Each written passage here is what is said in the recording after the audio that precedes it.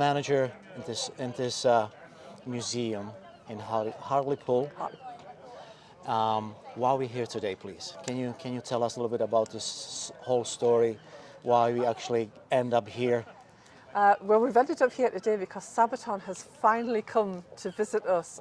We've been waiting since 2019 for this visit, and we're just so delighted that it's happening today. Sabaton came along to us we first found Sabaton in 2019, or they found us. Their publicist was looking for somewhere to do a photo shoot. They were just releasing the album The Great War, and he was looking for World War I sites in the UK to do a photo shoot. Okay. So he had Googled, and there we were.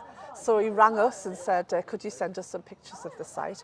And by the way, I see by your socials that you're in a little bit of trouble financially, and is there something that the band can do to help? And as a museum manager, you think, Swedish rock band? What are they going to do? So Adam said, well, give me a couple of days and I'll get back to you. And true to his word, he got back to me and said the band would really like to release a T-shirt to help you to raise some money. Could you send us your logo and we'll base it on your logo? And they did, and they released a limited edition T-shirt for which they paid all the costs and gave us all of the profit, all of the money from the sales of the T-shirts, and it came to almost £5,000. So we were absolutely delighted, and we thought that would be the end of it, but it wasn't. They then invited us down to London, to the YouTube studios in London, to do a podcast about the museum and about the history of the site. And then they said, and by the way, we're playing Wembley. Would you like to come to the gig at Wembley and bring a stand and promote the museum?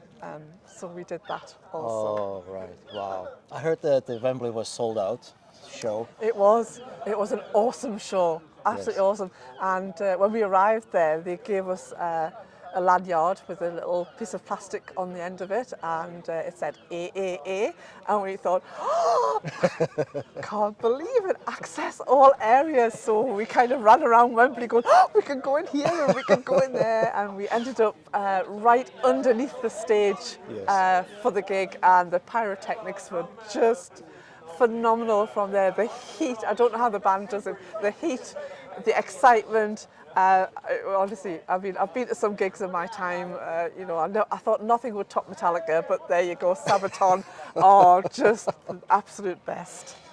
So,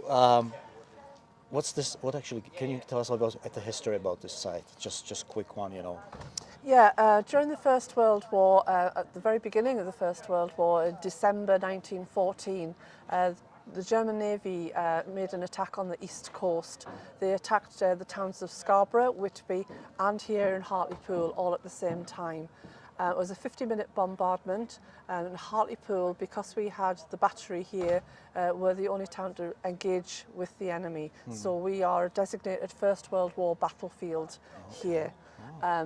We managed to hit one of the German ships and disable it, but really they were just trying to antagonise the British into sending their navy to engage with their navy out on Dogger Bank. Oh, wow.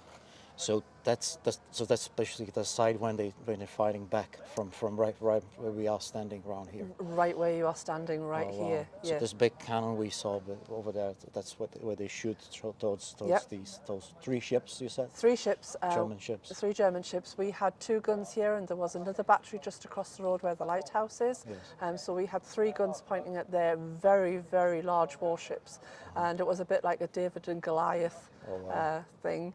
And if they had been seriously wanting to invade, then I don't think we would have been able to stop it. Oh, wow. But it was a very serious day for the town of Hartlepool. I can imagine.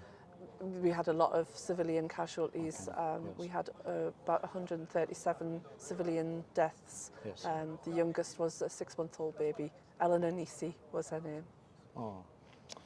See, all the wars, shouldn't be.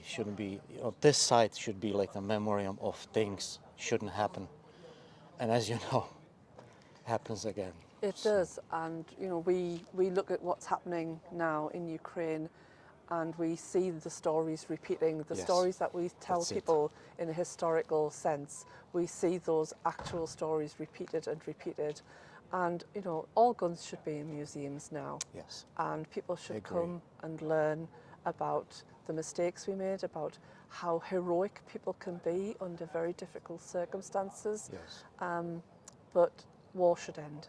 Yes, definitely. Thank you very much, Diane, for your time. Thank you. All right, thank you.